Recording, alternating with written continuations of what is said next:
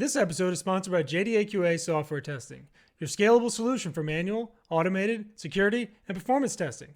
Check us out at jdaqa.com. And with that, let's get on with the show.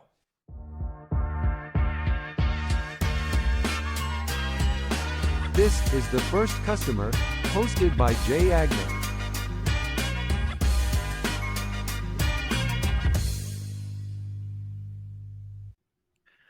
Hi, everyone. Welcome to the First Customer Podcast. My name is Jay Agner. Today, I am lucky enough to be joined by Baird Hall. He is the co-founder of Churnkey and a bunch of other stuff that we'll go through, and some successful, and he's even maybe got some failure stories that would be great for people to hear because you can learn from that. So, Baird, thanks for being on, buddy. How are you?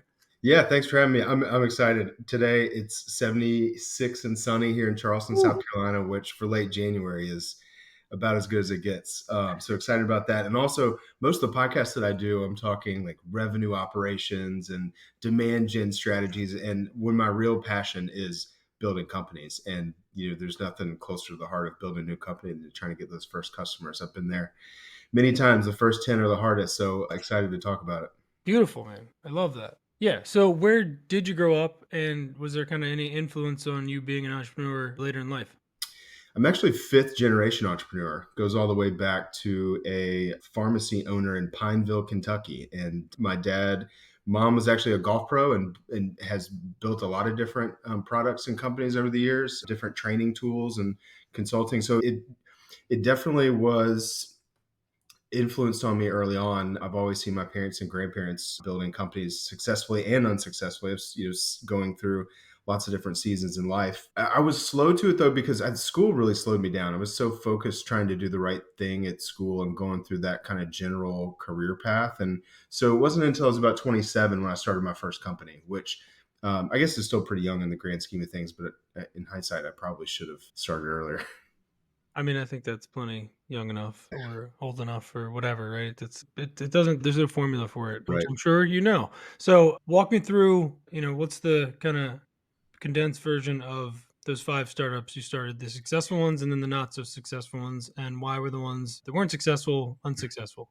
So the first product we tried to build was a social audio network. A lot of you all might know of Clubhouse. This is the most recent version of this, which is it's just live chat rooms where you can actually, sorry, not live, but we did just chat rooms with audio recordings where people could talk. This was for sports fans. So the idea was to take the concept of arguing about sports in a bar and put it into a digital mobile first interface. And this was definitely my idea. I was a big sports radio fan. And I wanted a way to engage with other listeners. And I convinced one of my wife's friend's husbands, who was an engineer, to help me build this first version. Lost $30,000 in savings, 2 years of time. We built a fun product. Our users loved it. We had a really passionate tens of thousands of users that loved it, but we never made a dollar.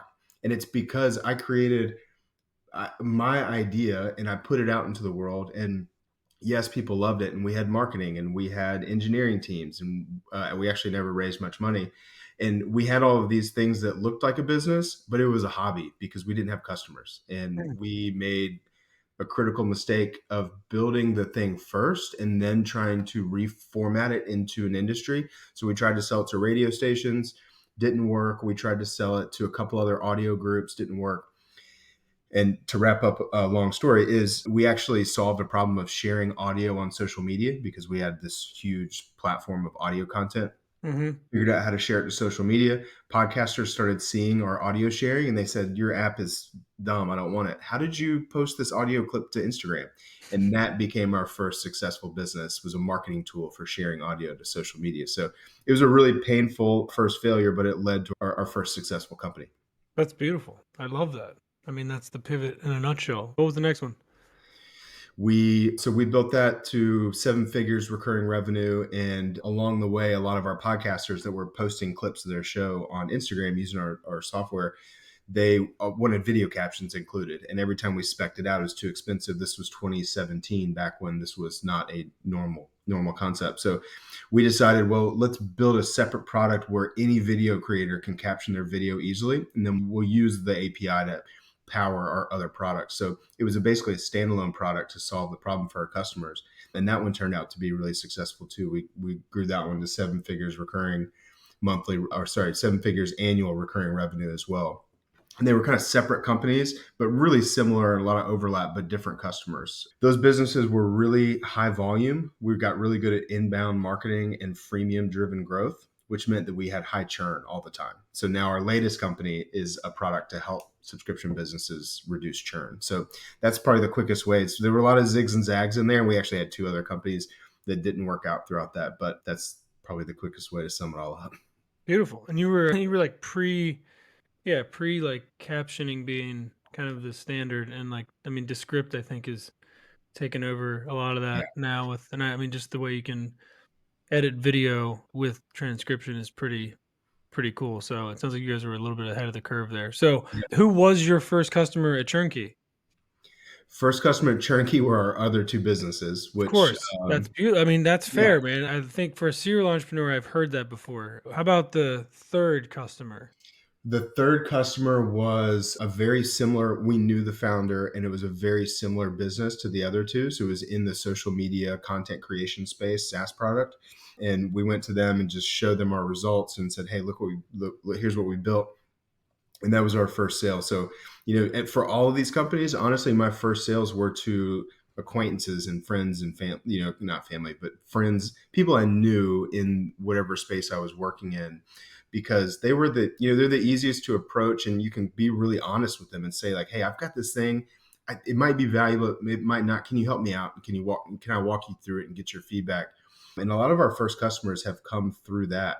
Or that, like legitimately the first couple customers. Now we quickly then start testing cold email strategies to people we don't know, because that's the real first test, right? Your friends might be buying it because they like you and want to help you out. So then we quickly pivot to direct cold email strategies is how we've always validated our first few sales for these Hmm, businesses. I love that. And do you guys what tools do you guys use for that? Just good old Gmail. Really? I prefer very manual process of research, hand selecting a list of 100 150 companies, and then doing each one very personalized, very very well researched, and making sure that it doesn't come across as, you just don't want to sound, it can't sound like a BDR, right? Of Hmm. like getting, it needs to be very authentic and needs to be laid out in a way that generates a conversation, not generates a sale, because that's really where you want to get to first early on. It's great if somebody buys your product, but the best insights you get that early in the company stage is through sales conversations. The other thing that we had to learn for the previous companies that we weren't so good at is we would have sales conversations, and it would just be like, yeah, this is great, awesome. Let's call it happy years in sales. It's just all you hear is the happy stuff. And we were never asking, okay, well, if you like it, can we put your credit, we get your credit card info and get you up and running? If you don't ask that question, you're not getting true feedback from these prospects. Like, you have to ask for the sale, because that's when the real objections come up of why Right. somebody would or wouldn't use this. So it's a little intimidating. And also it can be intimidating when you're selling something that might not fully exist yet. Like, you may have a very early version of it. Hopefully you haven't built too much of it, because chances are, if you're not building based on customer feedback, you might be making some mistakes. But we always called it the term of selling the ghost, of saying, we're selling you a product that might not fully exist yet, but we're going to deliver it one way or another, Hmm. whether it's through a service or a tech enabled service, or we're just going to build it as a custom version that we can then resell. So it can be a little intimidating asking for a sale, maybe when you're not quite ready to take it, but you have to do it. It's kind of painful, because that's where you get to the good stuff. Yeah, no, I love that too. So tell me, what is Churnkey in a nutshell, and is the customer today the same kind of persona and same, target that it was when you guys first started? Excuse me. So yeah, Churnkey is a retention platform for high volume subscription businesses. The easiest example is if you've ever gone to cancel a subscription, like an e-commerce box subscription or Netflix, something like that. They generally ask you a couple questions, and then somehow they know exactly what offer to give you to try to get you to stay for one more month. Could be a pause or a discount. That's our flagship product, is cancellation flows. They're driven by AI and machine learning to make sure that we're collecting customer data, so subscribers data, so that when they go to cancel, we ask a couple questions, and we try to predict what's the best offer to save that customer. We also do failed payment recovery and reactivation campaigns and a few other ways. But in general, we're all about helping subscription businesses keep their customers, Hmm. as opposed to letting them churn out. So, yeah, that's the product. The customer has changed drastically since we started. We sold to we were our previous companies were bootstrap subscription businesses. So generally, you have one or two owners, smaller teams, which generally means smaller businesses. And we spent about a year and a half trying to sell to them first. And the price points were really low. The cost of service was very high. The feedback wasn't great. And now we are, much higher up market. We generally serve businesses that are doing anywhere from close to $1 million a year in revenue up to tens of millions a month in revenue. So, for Hmm. Churnkey to be successful, it seems obvious in hindsight, but what we have found now is we work best at scale because we help fine tune very specific details around the cancellation process and recovery process that the larger the customer, generally the better. But if they're too big, they have a team that can do this themselves. So we're kind of in that small to medium, lower enterprise range where they still need us to do the bulk of the work. Hmm. Yeah, that would be my first thought. Is your biggest competition would be, an in-house team Mm-hmm. doing just that knows the product and the developers that know the ecosystem and everything like that. How do you guys compete? How do you compete? I mean, what's your message to say, go with us? We know what we're doing versus, some conglomeration of hobbled together pieces from your team. So the first is you can definitely build it yourself, and you probably build it yourself pretty cheaper than what we are. But what you can't do and what gets really expensive is reporting on the results of what you build and iterating on what you build quickly. So yes, you're going to have an okay first 3 months, but then you're going to realize, well, how many people went through the flow? What offers did we give them? Did you test any offers against each other? And so it's at that point, that's when engineers are like, whoa, whoa, whoa, I have just built you a cancel flow. I'm not here to like build you a reporting dashboard and, a testing engine and things like that. So we try to explain to the customer, like, when you get to that point, you're going to run into these issues all over again. You're going to need some help getting it done. So it's the reporting and then the ability to iterate in real time as data is coming in, because product teams need to move fast. They can't wait for engineering cycles. So that's kind of the pitch that we usually go with. And That makes sense. mhm. Yeah, that makes sense. All right, I'm gonna try something new that I recently started doing. Love it, hate it, haven't tried it, and I want to see for inbound, outbound, and maybe a couple others for marketing. So inbound paid ads. Love it, hate it, haven't tried it. Used to love it. It's getting harder and harder now. It's more competitive. Ever since Apple changed their tracking, they increased their privacy. It's much harder to deliver the right ads to people in the right places. So I would say it's used to love it. Don't quite hate it yet, but need a better alternative before I totally drop it. All right, SEO. Love it. Got to do it the best. There's nothing better than capturing existing demand. Generating demand is very much harder than just serving the existing demand. A lot of opportunity, evergreen as well. That's another reason I love it. It can always be there. I've got blog posts from 2014 that are still getting views. So love it. Let's go outbound. LinkedIn direct outreach. Beginning to love it. I've always not been a huge fan of any type of automated outreach. I've always liked it to be very personal, but of course, you have to scale at some point. LinkedIn, I have big hopes for LinkedIn. It's becoming, I think, much more of an organic place for content. And I think there's a lot of great conversations happening there. I think most people doing it aren't doing it right, but if you do it right, you can love it. I agree. 100% agree. You already mentioned it, but I'll say it again. How about this? We'll do it a different way. Instead of just cold email, let's do bulk cold email, right? At scale, scaled cold email. Love it, hate it, haven't tried Gosh, love hate relationships. Is that an option? it. Yeah, sure. These are all Because it made does up, so work. you can We do actually whatever you hired, want. yeah, we hired our first BDR at Churnkey late October. And so what we have found is that we love it when it's hyper targeted. Like it Hmm. has to be so clear of here's why we're sending you this message. Here's why we think you're going to love it. And here's what you should do. And there cannot be any type of ambiguity in the email itself. So it has to be well targeted, small. So You can scale it out, but it has to be in a ton of small little targeted batches. Then I Hmm. love it. I like that. All right, let's go to more kind of traditional conferences. Love it, hate it, Haven't tried it. haven't tried. Fair enough. And why not? Just not a fit? Expense, we always just, you run up, generally you want to sponsor it or have a booth. So, you're talking thousands, tens of thousands of dollars, and then the travel, and then, going solo is tough. So now you're talking travel for 2, 3 people.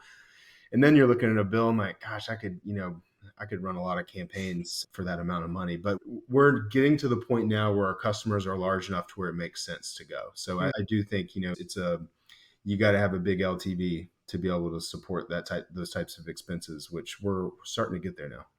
Cool. Business groups. Hate it. Okay. Fair enough. We don't even have to dig into it. Upselling existing, I'm not in the right ones, apparently. that's fine. Upselling existing clients. Love it.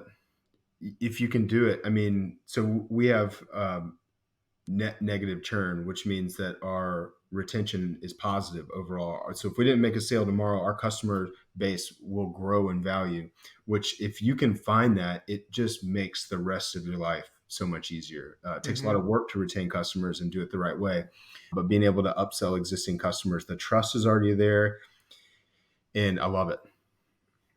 Great answer. Great answer on all those. I think we're done with those.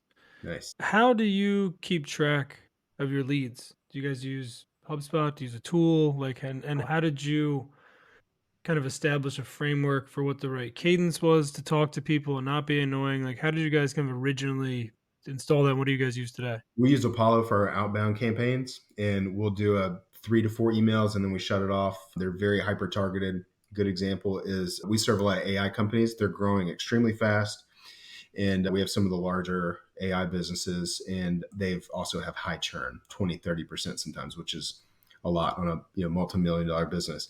But so a good example of how we do it is we use Apollo to send very targeted email campaigns to the right personas. We split them out by personas at these companies. And we send them an email and we say, look, here are the customers that we're working with. They took actions X, Y, and Z with us, and here's exactly how much money they saved in the results. Can I send you more info? And then we follow up twice, kind of change the angle on it a little bit, and then just let it sit. A lot of times these emails, it takes a couple of months to get a response. And then when they're marked as interested in Apollo with a response, they're then moved over to HubSpot, and opportunities created, and then a salesperson will go qualify that lead to market as a qualified opportunity, and then the sales process kind of kicks off within HubSpot. So that's how we have it set up. It kind of took us a long time to figure all that out. No, it's a lot. It seems simple, but then you get into all the details and you're like, man, there's just so much. What do you guys do with those leads that sit and, you cut off the campaign after the fourth one? If that was a lead you wanted to, somebody sizable and you're like, seems like a good fit, what would you guys do then?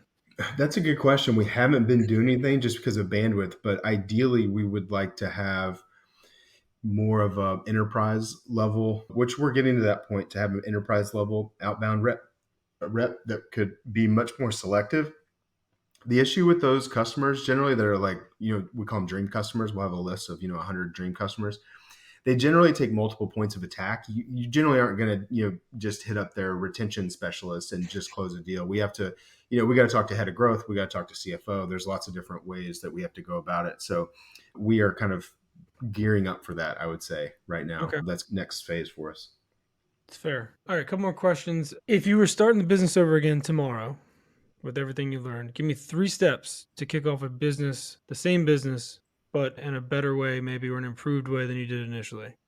I would start it as a service. I would have built I would have started as a service and taught people how to do this and help them and learn all of this while getting paid versus learning it all on our own dime, because you have to go through this stuff, to really learn the industries and the practices and strategies inside and out. Hmm. Now, we did a lot of this beforehand in our previous companies, so that did help jumpstart us. But I think I would have rather worked with larger customers and done a services engagement rather than we went very bottom up. So it took us a long time to get to the right customer. So that's one thing I would have done. I would have charged a lot more. We For some reason, us founders are very emotional about our pricing. We generally don't see, we know our product's valuable, but we have seen it go through so many phases that we don't really see the true value. So we undercharged for 2 years, and it brought the wrong customers. We were not structuring contracts the right way, because at $100 a month, you don't really have to. So that was another big mistake that has taken us a long time to figure out. And then the other thing we did was we pushed off true B2B sales as long as we could. We tried to do inbound, we tried to do product led growth. Those things for us didn't work out because our customer are very much B2B style customers. So we were trying to run playbooks from our old companies, and as opposed to this business, what's really worked has been true account management sales, B2B sales. So those three things would have saved us probably 2 years. Time is money, right? All right, last question, non-business related. If you could do anything on earth and you knew you couldn't fail, what would it be? I think I'd want to be the general manager of a professional sports franchise. Which My favorite, one? I mean, what's your team? probably, so Cincinnati Reds favorite baseball team, and Charlotte Hornets NBA basketball team. I think if I could get the Hornets to that would probably be, if I knew I wasn't going to fail, we're going to win it all. If I could be the first person to take the Hornets to the, I championship. used But to my have the big starter jacket for the Hornets when I was nice. I Oh played yeah, for Virginia, so it was those were the a glory days. big teal, I think, Yeah. back then.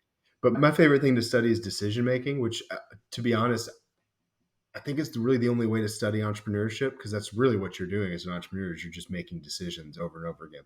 So I really like studying mental models and decision making, and I think it would be fun to take a lot of like traditional decision making studying and take it into like managing a sports team and trading and signing free agents, whatever the case may be. So I think that's what I would do. It'd be fun. That's the first I mean, people said be in the NBA and all sorts of stuff, obviously, but GM is a very specific. Mhm. I can see how you're tying those two things together.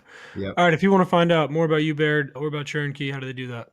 Go to LinkedIn. As I checked 2 weeks ago, and I'm the only Baird Hall that shows up when you search on LinkedIn. So I still own that distribution channel. Go find us there. Also, Churnkey, we're easy to find on LinkedIn. Feel free. If anybody wants to talk about retention, or I love talking. I wish I could help more people, in the early stages of startups. I don't really advertise that a lot, but this is one place where it makes sense to do so. I would love to chat to anybody that's trying to get up and going for the first time, because I was there and it's fun and challenging. You've got a great story. I love the failures and the successes, and it's like just like a very steady, progression to success. So congrats on all your success, man. It's really cool. Like I do a services business. I've been in product roles, throughout my career, and I know a lot of those pitfalls and how hard it is. Mhm. And just you stuck it out, and pretty cool product. And hope people check you out. And be good, man. Have a great weekend, and Awesome. we'll talk to you again soon. All right. Thanks, Bear. Appreciate it. See you, man. Thanks.